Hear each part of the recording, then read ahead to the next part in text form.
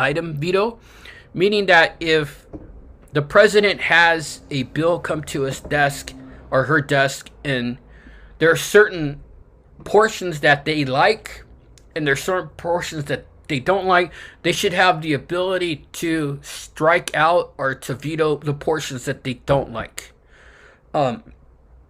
This was obviously something that was declared to be unconstitutional. It was a violation of the President Clause of the Constitution. And what the President Clause of the Constitution basically says is that the Congress is the one that has powers to have bills passed and, kind of outlaw federal legislative procedures. So if you would give the president the power to line item veto, in a sense, they're legislating, much like a congressperson, and that would be a violation of the Constitution. The president can also issue something called a pocket veto. And, this doesn't happen often as well, but it's something that can be strategically used, right? The Constitution gives the president 10 days to review a measure passed by Congress. If the president hasn't signed it within 10 days, then the bill becomes a law, right? However, if Congress sends a bill to the president, then they go on vacation during that 10-day period, the president doesn't have to sign it, and it doesn't become law. So one good example is, see, for instance, Congress is going to go on vacation in 2.5 weeks, right? So say, for instance, they pass a bill, and then they take off. They adjourn for the summer. The president doesn't have to sign the bill if they don't want to, and that bill will die. But if the Congress is still in session, the president has 10 days to sign it. So a little bit of an interesting thing and a lot of strategical kind of maneuvers that might happen. Now, when we talk about the powers of the president, sometimes we look at two types of views. The first view is the constructionist view. And it basically that says the president cannot exercise any power that's not specifically granted to them by the Constitution. Or we have the stewardship view. The president has the right and obligation to do anything needed unless specifically prohibited by the Constitution. This is a matter of, personal ideology, right? Some people might feel one way or some people might feel another way. The constructionist view might also be called kind of an originalist view. And like I said, it's a matter of personal ideology. And at times there's been instances where the presidents have, maybe put in unconstitutional measures to preserve the Constitution itself. And one good example is that of Lincoln during the Civil War when he suspended the writ of habeas corpus. And we'll talk a little bit about that later. The president also has something called executive privilege. And this is the right of the president to keep confidential communication from other branches of government. This isn't necessarily recognized by Congress. Federal courts usually don't get involved, and there were some issues with Nixon, and Nixon was kind of a paranoid person, and he used to record his conversations in the Oval Office. When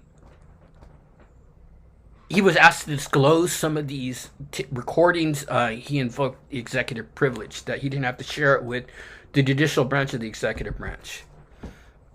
So one of the things that we talked a little bit about in the legislative discussion was the concept of impeachment. The Congress could impeach the president over what are called high crimes and misdemeanors. The House of Representatives will bring the charges. The Senate holds the power to try impeachments, and you have to have a 2/3 vote. So 66 senators out of 100 to convict and remove a president from power. Like I said before, there has been, 3 instances where presidents have, 3 presidents that have been impeached, and articles of impeachment have been issued 4 times. One was Andrew Johnson, 2 was Bill Clinton, and we had 2 instances where Donald Trump was impeached, right? So the House of Representatives will issue the articles of impeachment or bring charges, and then the Senate will kind of act as the jury. And as we saw in, kind of the Johnson impeachment, the Clinton impeachment, and the 2 Trump impeachments, they did not have enough votes to remove the president at those times. There are judicial checks on presidential power. Federal courts may reverse presidential actions that they find to be unconstitutional.